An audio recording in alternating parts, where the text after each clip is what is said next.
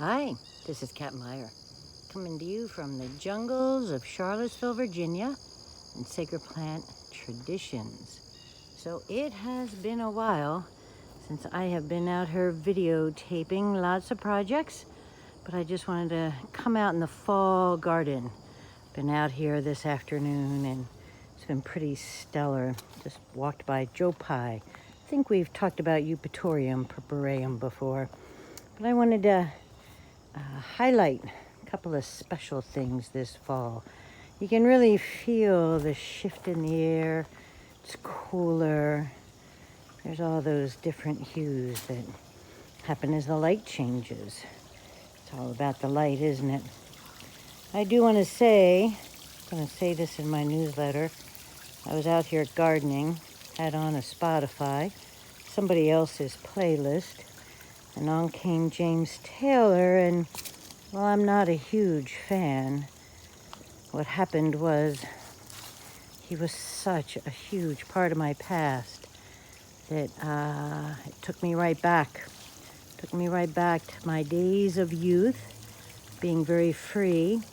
And I've been thinking a lot about my 22-year-old son and all his friends and all the younger generations who are going to have a very, very different planet to inherit.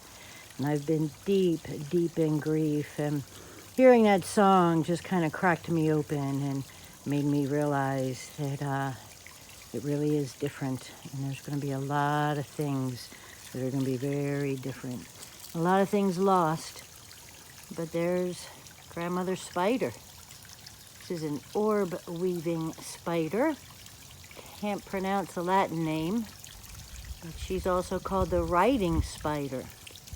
And so she creates this huge web and she makes that signature. And then she sits there waiting so patiently for her nourishment to arrive. But this goes out to the lotus pod right there. And she tied it into the top of this Japanese maple.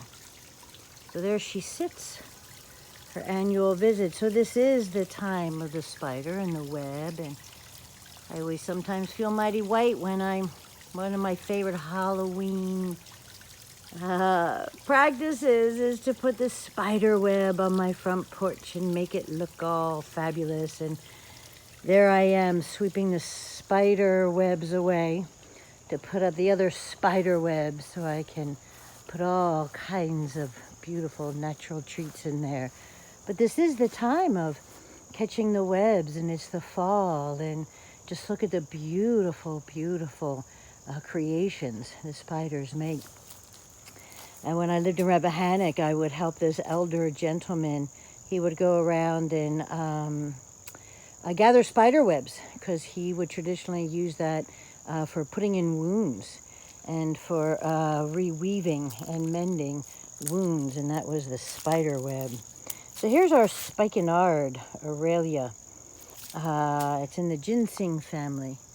I don't use it a whole lot. I really, really wish I did. It's one of those plants I terribly, terribly love. Might have a little too much sun here.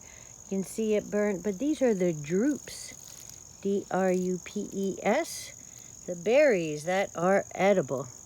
So a lot of times we leave these for the wildlife, and we are downtown Charlottesville, and we have fox, deer, a lot of critters.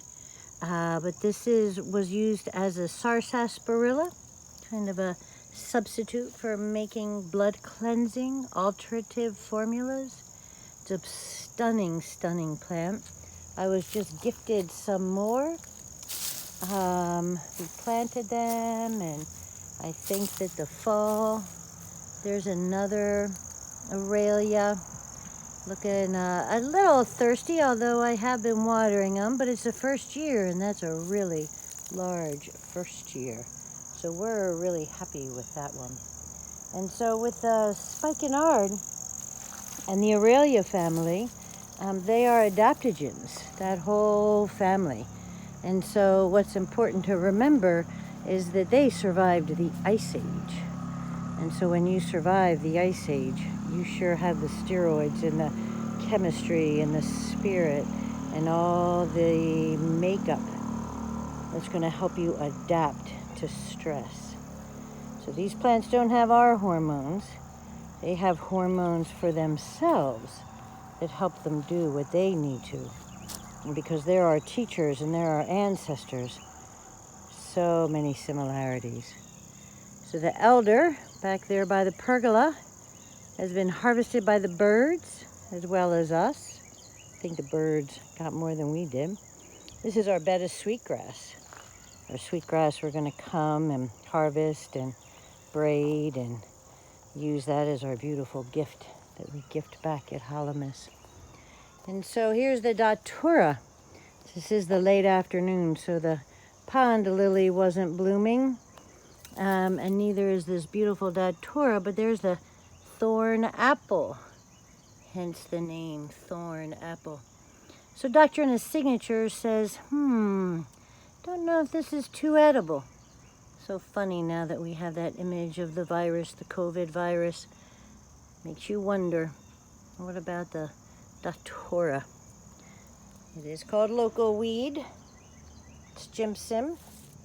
Even our wonderful psychonaut Terence McKenna said local weed, datura, is not a medicine to be tampered with or played with. But look at that. That is so magnificent. Maybe I'll come back when the flower's in.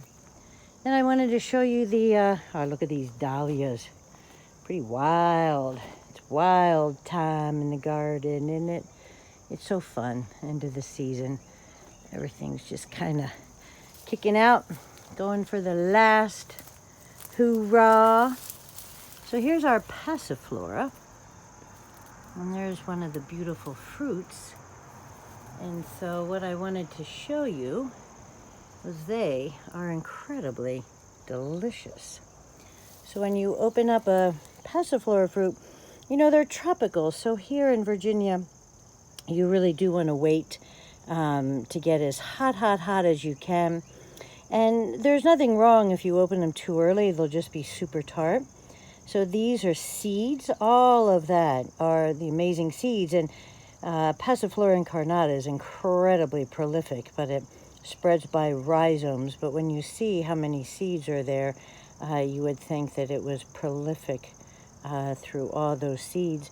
So you suck them out and you spit out the seeds, and I guess that's another way. It's crawling all over the garden, but it's super, super sweet.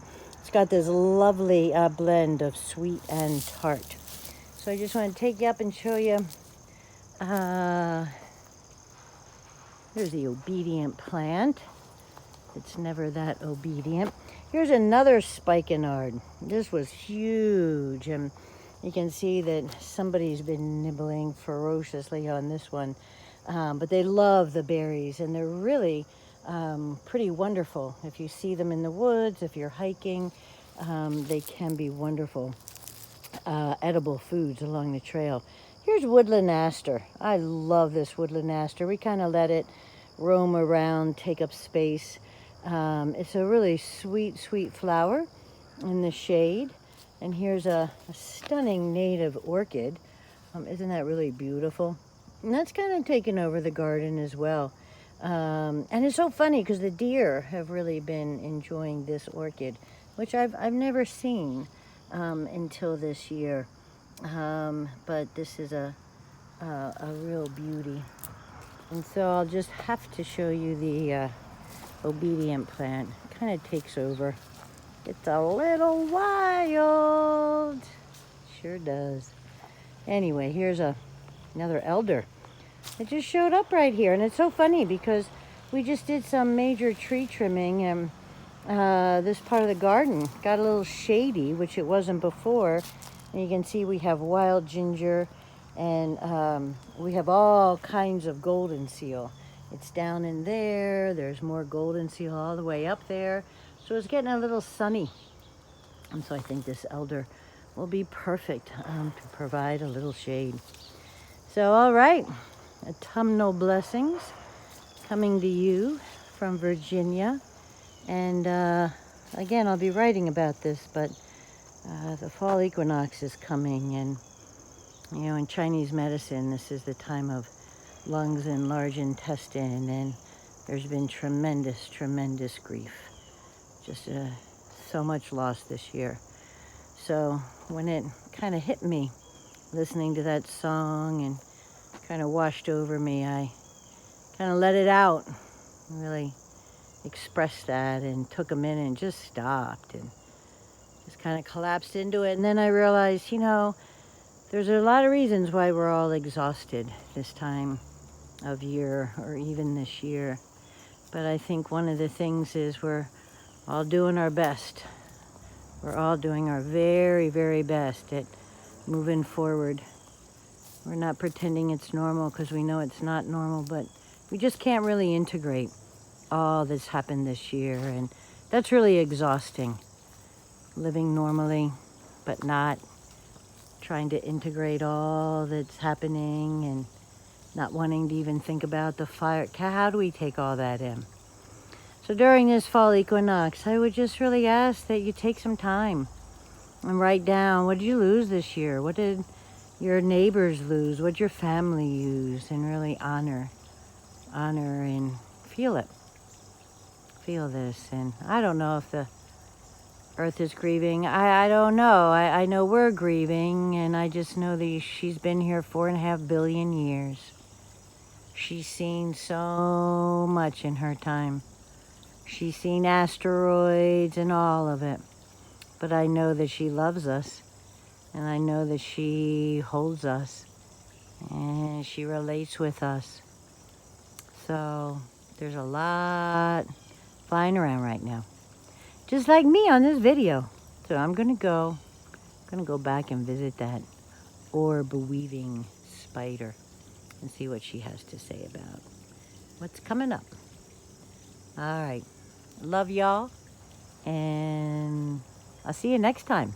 Hopefully it won't be so long in between. I've been kind of immersed in a project and the garden, as you can see. All right, ciao for now.